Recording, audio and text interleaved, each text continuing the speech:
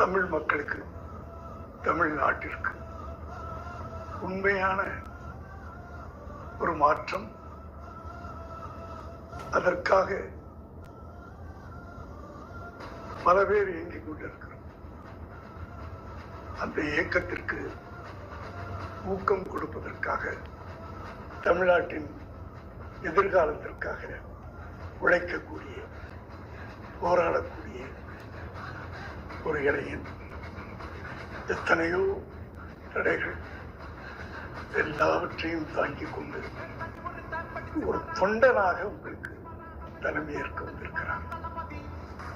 இந்த தேர்தல் வழக்கமாக 5 வருடத்திற்கு ஒரு முறை நடக்கின்ற தேர்தலாக நினைக்காதீர்கள்.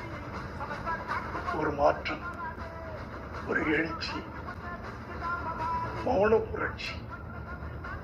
அந்த புரட்சி மௌனமாக,